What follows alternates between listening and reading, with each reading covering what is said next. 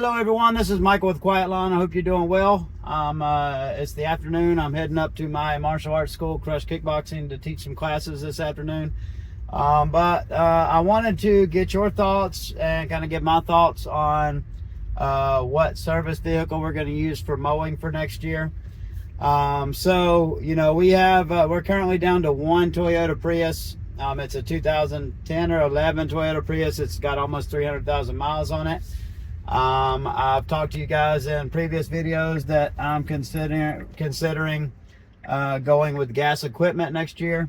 That's one of the reasons I'm going to Equip Expo, is I want to check out what options they have as far as 30-inch electric mowers. I want to check out the Crest Voyager because I think that's the future, but I don't want to take a chance on it if it's still, 4 or 5 years out. I don't want to take that kind of gamble.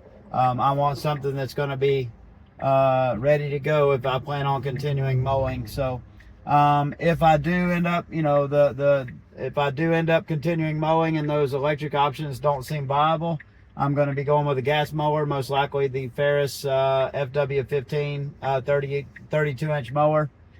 If I go that route, I'm not going to be able to go under the brand Quiet Lawn because obviously that's not an electric piece of equipment and it's not quiet.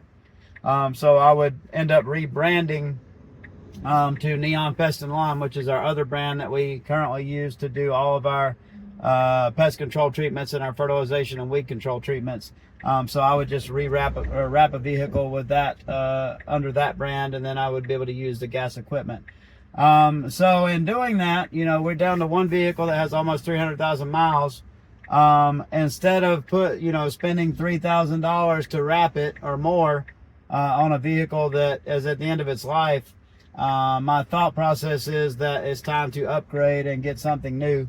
One, for a couple reasons. One, because I want to go back to hitch carriers, and the Ferris mower is considerably heavier than the 21-inch mowers we used before. It's about 270 pounds, and the tongue weight for a Toyota Prius is only like 250 pounds, and for a lot of vehicles it's like 300. So I need a vehicle that has a tongue weight of at least 450, 500 pounds. So that brings us to the topic of the video.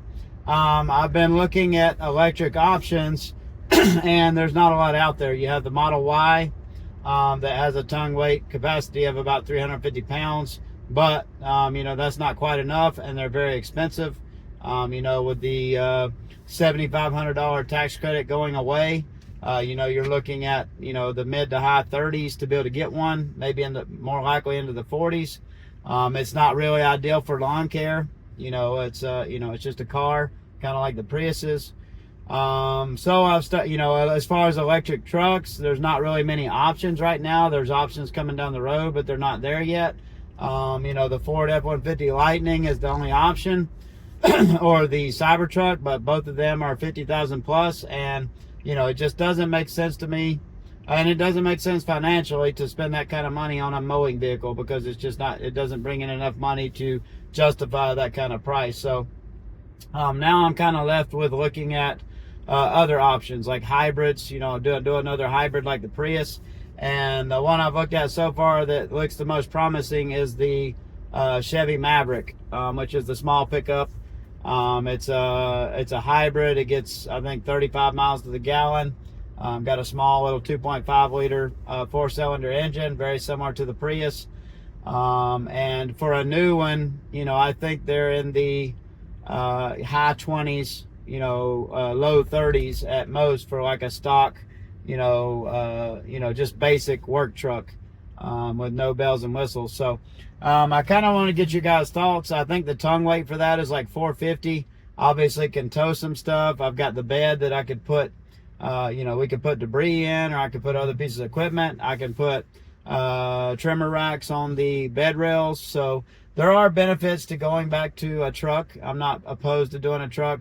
But I'm mainly doing it so I can use, I can have more weight on a hitch carrier, because with that 450 or 500 pound tongue weight, I could definitely, have another hitch carrier fabricated with a ramp and be able to drive the Ferris 32-inch up into that. So that's kind of what I'm thinking.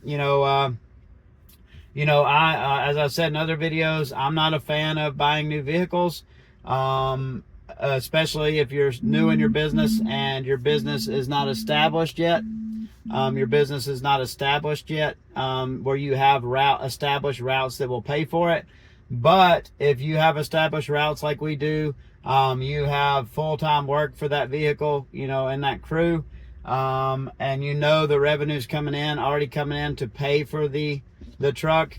It makes more sense to me where we're at in business now to have a vehicle that's going to be dependable, that's going to be under warranty, that's gonna look good and be clean, because you know, I am going to invest probably $4,000 or $5,000 into wrapping this thing. So you know, I do want to get some longevity out of it, and I do want it to be dependable so that my guys can actually get the work done. But that's just kind of the thoughts I'm having. Obviously, I'll finalize that stuff next week after Equip Expo, when I get to test out the Voyager and see how it looks, and you know, just kind of consider what we want to move forward with mowing, what mower we're going to use next year, and what brand we're going to mow under.